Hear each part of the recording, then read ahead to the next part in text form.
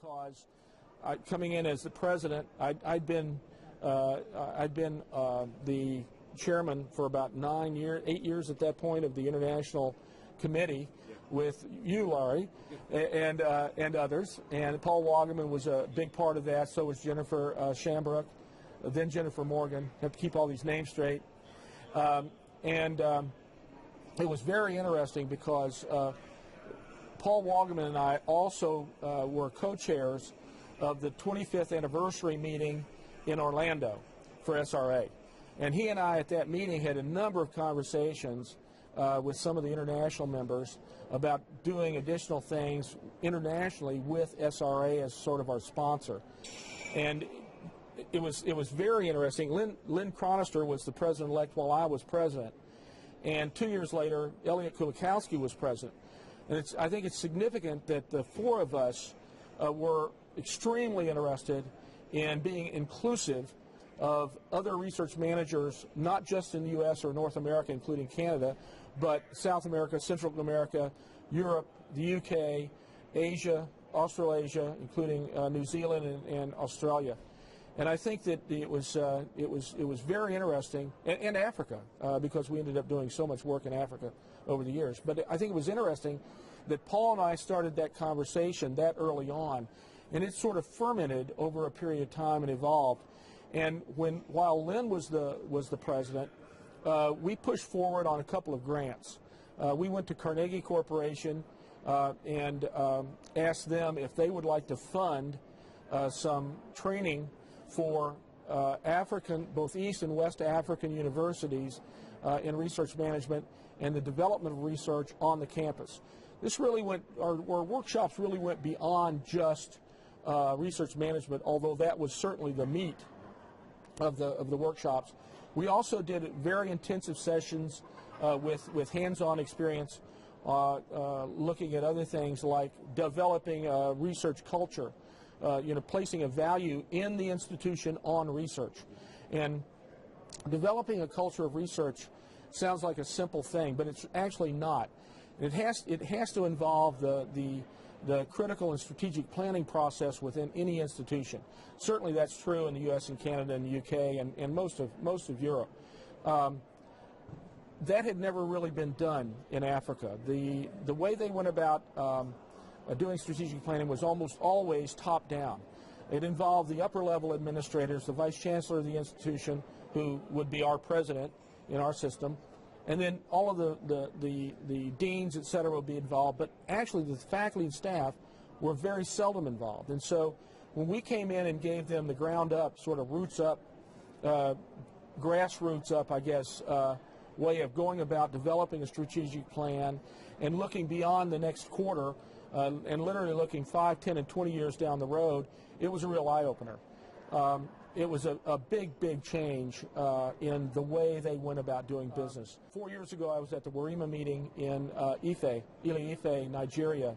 It's about 3 hours up country from Lagos, at the Obafemi Awolowo University, OAU. And the chancellor there, who's a very good friend, who I've known for 12, 15 years now, he was on one of our first study tours, and I'll talk about that in a minute. But he actually during the opening reception for the Werima meeting, recognized me as an individual who came from SRA, who was past president of SRA, and had in many ways changed the strategic planning process and the research culture at that institution. And it was very gratifying for me as a member of SRA and a member of the training team that included, Paul Wagaman, Jennifer Shambrook, and Tamara Hackett. It was really gratifying to hear him say, "You guys did really well, and you helped us move forward at our university." And I think that's probably true at the other institutions that we worked at. The other thing we did that I thought was really interesting was to kick off that Carnegie activity.